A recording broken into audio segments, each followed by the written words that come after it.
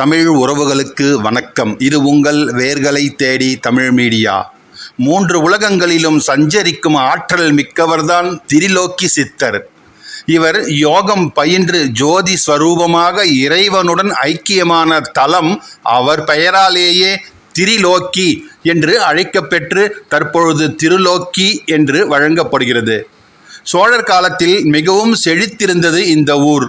கருவூர் தேவர் திருவிசைப்பா செய்வித்த சிவாலயம் இந்த தலத்தில்தான் அமைந்திருக்கிறது. திரைலோக்கிய மாதேவியார் சதுர்வேதி மங்கலம் என்ற பெயரால் சோழர் காலத்தில் இந்த தலம் அழைக்கப்பட்டதாக இங்கிருக்கும் கல்வெட்டுக்கள் மூலம் நம்மால் அறிய முடிகிறது.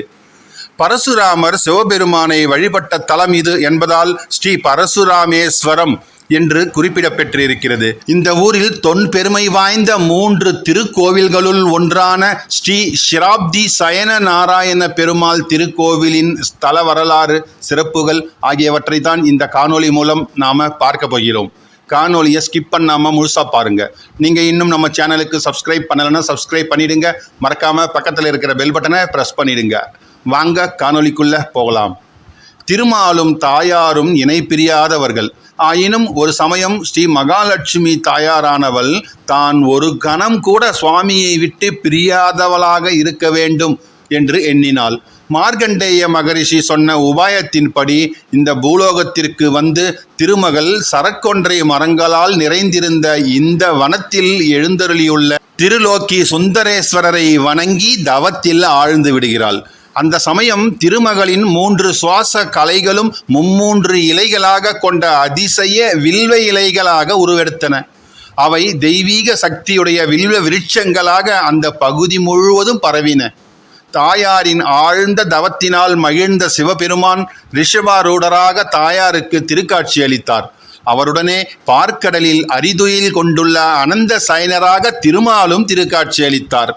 மேலும் மகாலட்சுமி விரும்பியவாறு தம்மை விட்டு எப்பொழுதும் நீங்காத வண்ணம் தமது திருமார்பில் நிரந்தரமாக உறைந்திருக்கும் வரத்தை திருமகளுக்கு வழங்கினார் மகாவிஷ்ணு.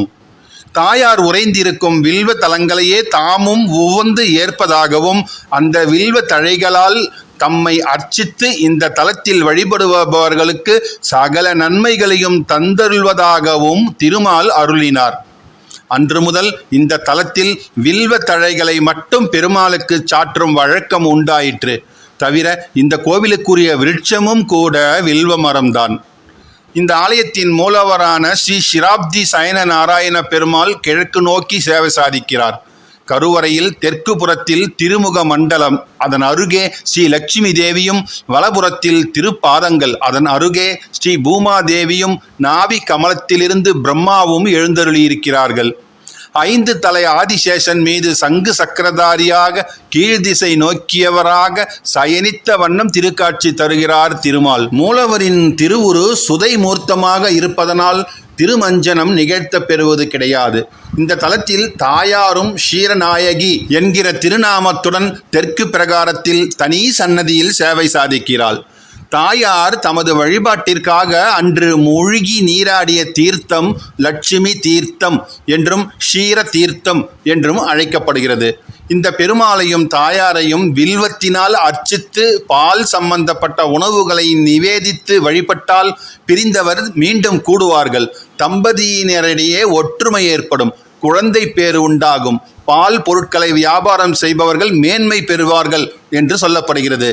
ஆலயத்தின் மகாமண்டபத்தில் ஸ்ரீ வரதராஜ பெருமாளும் அடுத்து விஷ்ணு துர்க்கையும் தனித்தனி சன்னதிகளில் எழுந்தருளியிருக்கிறார்கள். ஆழ்வார்களையும் நரசிம்மரையும் விஸ்வக்சேனரையும் வெளிப்புற மண்டபத்தில் தரிசிக்கலாம். விஷக்கடி, தோல் ஒவ்வாமை வியாதிகள் முதலியவற்றால் அவதிப்படுவோர் இங்குள்ள கருடாழ்வாருக்கு பருப்பு பூரணம் சேர்த்த மோதகத்தை நிவேதித்து பயனடைகிறார்கள். இங்குள்ள ஆஞ்சநேயரின் திருவடிகளில் புது வஸ்திரத்தில் கட்டிய மட்டை தேங்காயை சமர்ப்பித்து வழிபட்டால் நாம் நினைத்ததெல்லாம் நிறைவேறும் என்று கூறுகிறார்கள் பலனடைந்த பக்தர்கள்.